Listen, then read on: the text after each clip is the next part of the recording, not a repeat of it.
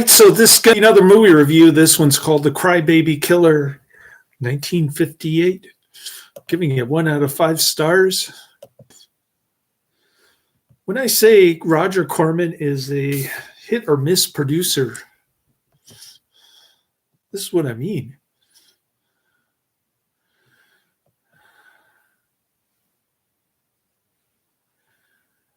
I can't even read the movie poster because the resolution is so bad. Oh, yesterday a teenage rebel, today a mad dog slayer. Jack Nicholson in his film debut.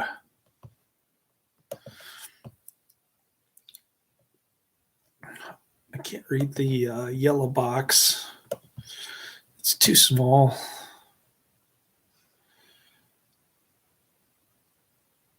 Something about a song called Cry Baby Cry.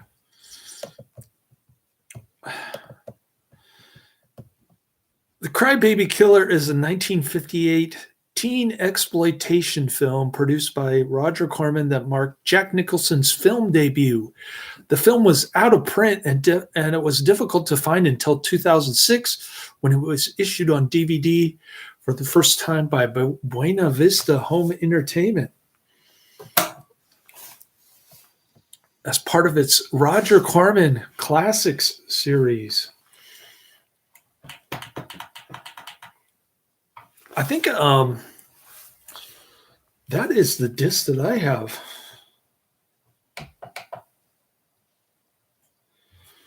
I think this is Buena Vista Home Entertainment. Let me check the disc.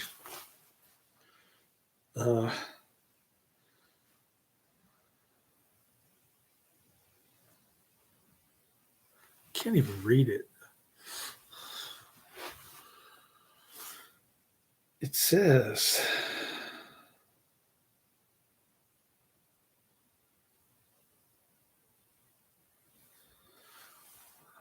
well, I need a flashlight. I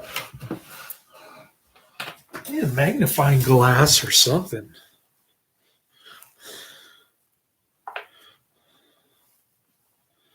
Let's see. Flashlight.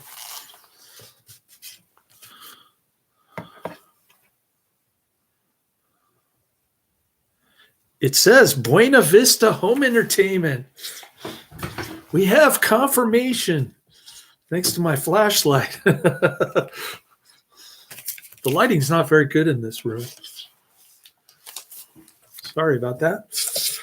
17-year-old Jimmy Wallace panics after he thinks he has committed manslaughter while fighting with a group of... Excuse me. A group of teenage hoodlums he's fighting.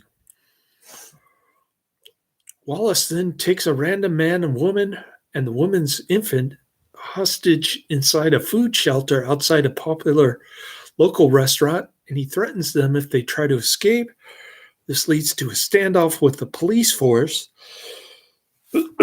led by the sympathetic detective Lieutenant Porter, who tries to avoid the bloodshed. Meanwhile, an eager crowd of onlookers and a news reporter gather outside to see what happens next. It all started with the It all started with the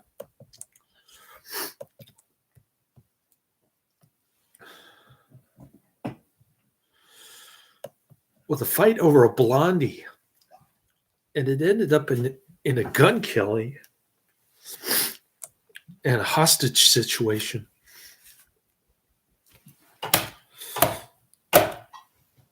Jack Nicholson is jealous that some punk gangster took away his blondie, and that's what started the fights. First, at the beginning of the movie, Jack Nicholson gets jumped, so he goes back to the popular local restaurant where the punk kid who took his girlfriend away challenges him to a fight. Of course, his friends got brass knuckle. So Jimmy Wallace, aka Jack Nicholson, ends up bringing a gun with him, killing the dude that took his girlfriend. And Jack Nicholson, Jimmy Wallace's friend, bodyguard guy, gets punched in the face with the brass knuckles.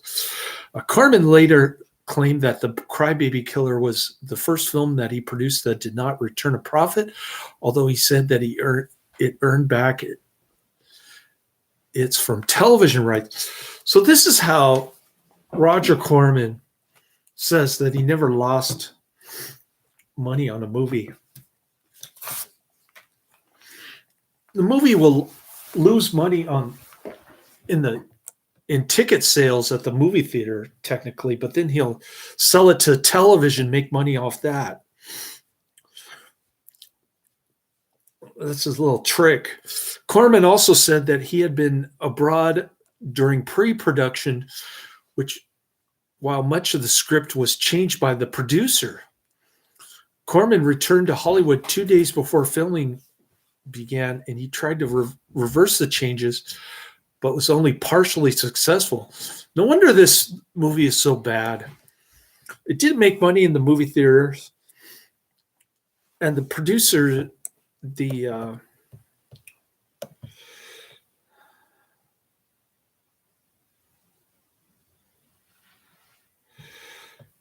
other producer, I thought Roger Corman was the producer. I'm confused now. So I guess David Karmasky and David March, the other producers on this movie, changed the script, which is why this movie is so dang boring. It's mostly Jack Nicholson just yelling at the two hostage people, a woman and her baby, and this black dude.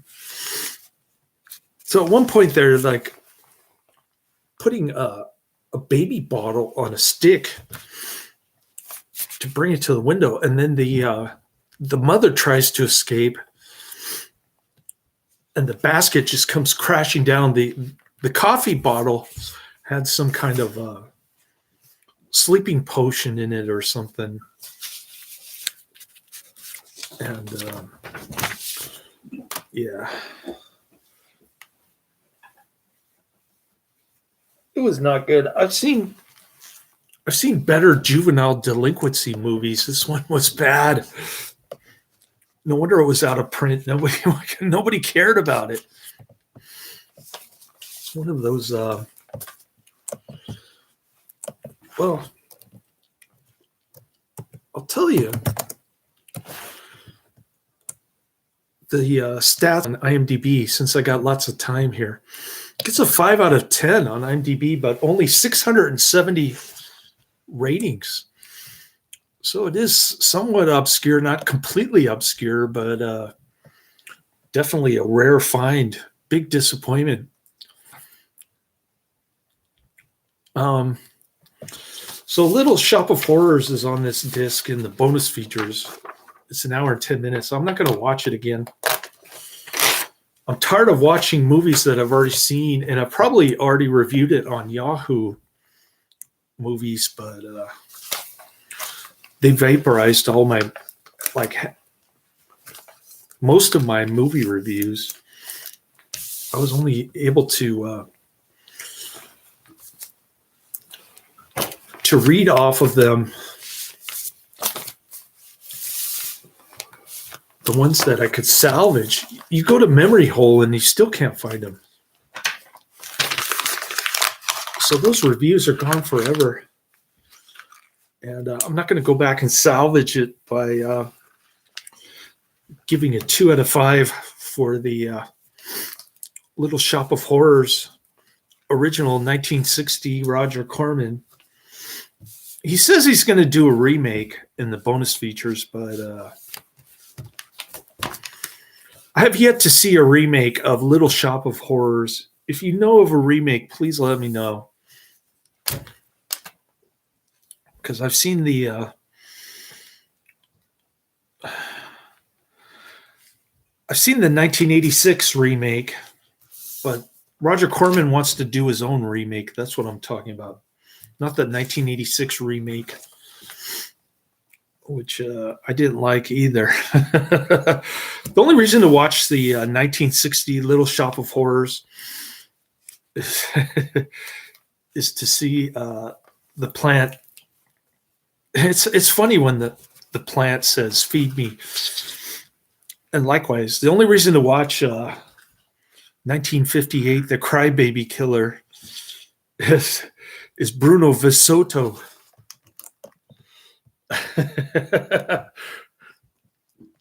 And he has a funny line towards the end. But anyways, I'm starting to like the Roger Corman animal movies better than his originals. Yeah, it's hard to find a good AIP flick from the late 1950s, but 60s and 70s are a different story. Anyways, that's just my 2 cents, worth nothing after inflation. I got 3 reviews in. I'll continue going down the You Bet Your Life playlist. And my boss did confirm that I'm getting paid for last night's work.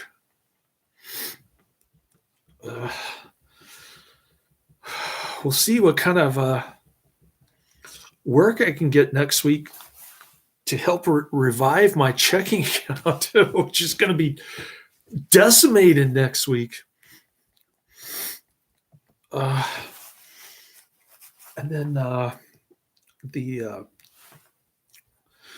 manager at that other garage on Howard Street,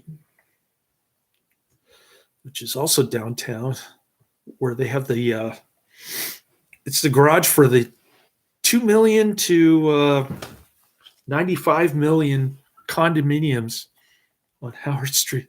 Who would pay 95 million to live in a condominium on Howard Street? Got to be out of their minds. Either that or their company's paying for it. But that's some sort of perk. But it's not much perk when you're living downtown, believe me. There's a gate. Of course, it's a gated garage. But anyways, that's the end of my review. The Cabana bar and restaurant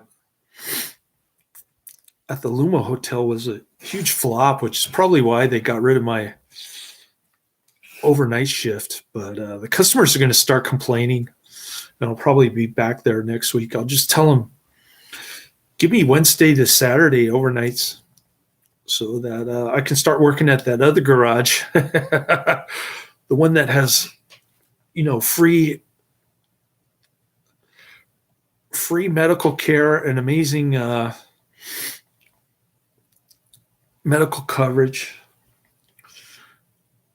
as well as a pension that I can get for working there 5 to 10 years. Probably 5 years, because my son and I will move out of California when he's 18.